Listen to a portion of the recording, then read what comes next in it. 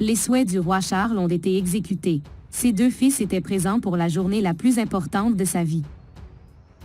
Mais ce fut une brève apparition. En un peu plus de 28 heures, le prince Harry est arrivé au Royaume-Uni avant de repartir précipitamment. Officiellement, son intention était de célébrer le 4e anniversaire de son fils Archie. Cependant, le petit garçon était déjà couché quand il est rentré chez lui. Alors pourquoi Harry, qui s'était donné la peine de faire le voyage jusqu'à Londres, a-t-il refusé de déjeuner avec sa famille? Sa fierté a été mise à mal. On vous rappelle que le contenu de notre chaîne Qu'est-ce qui buzz est informatif qui concerne les actualités françaises et internationales. Bonne lecture. On peut qualifier cette visite de véritable éclair. Pendant exactement 28 heures et 42 minutes, le prince Harry est passé par Londres pour assister au couronnement de son père. Immédiatement après la cérémonie, il s'est précipité vers l'aéroport d'Heathrow et est reparti. Tandis que son père et la reine Camilla saluaient le peuple depuis le balcon du palais de Buckingham, Harry était déjà en route vers Montecito, en Californie, où il réside désormais avec son épouse, Meghan Markle.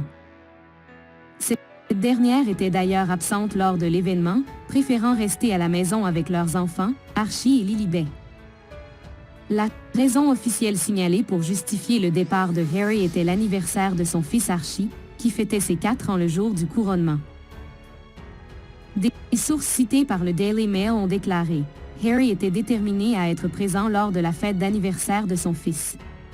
Il ne voulait pas manquer cette occasion et est donc reparti immédiatement après la cérémonie à l'abbaye de Westminster. » Mais a-t-il réellement eu l'occasion d'assister à cette fête? Son avion a atterri à Los Angeles vers 18h30, heure locale. Il a ensuite pris un chauffeur qui l'a conduit pendant plus de 2 heures jusqu'à Montecito, situé à près de 160 km de l'aéroport. Il serait arrivé vers 20h30.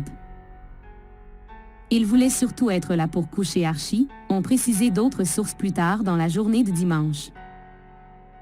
Il savait qu'il ne serait pas à temps pour assister à la fête.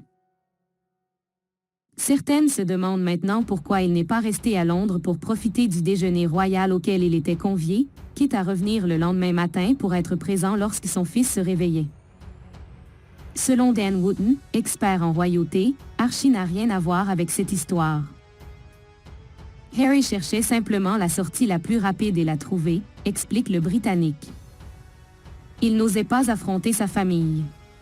L'anniversaire de son fils était simplement une excuse commode. Il faut le dire, certains signes indiquaient que Harry n'était pas nécessairement le bienvenu lors du couronnement. À l'abbaye de Westminster, le prince s'est vu attribuer une place au 3e rang, à côté de son cousin Peter Phillips, des princesses Béatrice et Eugénie, ainsi que du prince Andrew, très controversé. C'était un recul par rapport à son statut de fils du roi, qui, dans une autre vie, aurait été assis au 1er rang aux côtés de William et Kate. Bien qu'il ait échangé quelques mots avec ses cousins, il n'a pas interprété la parole ni à son père ni à son frère. Durant tout son séjour à Londres, il n'a pas mis les pieds au palais de Buckingham. Dès son arrivée, il était clair que la relation entre William et Harry était toujours au point mort. Après la cérémonie, Harry a vu son frère aîné prendre place dans une carrosse dorée tandis qu'il attendait une voiture qui le ramènerait à l'aéroport. Le duc de Sussex est parti à bord d'une BMW, tandis que tous les autres membres de la famille royale étaient conduits dans des Bentley ou des Land Rover. Ce choix indique que le prince a probablement dû organiser ses propres déplacements.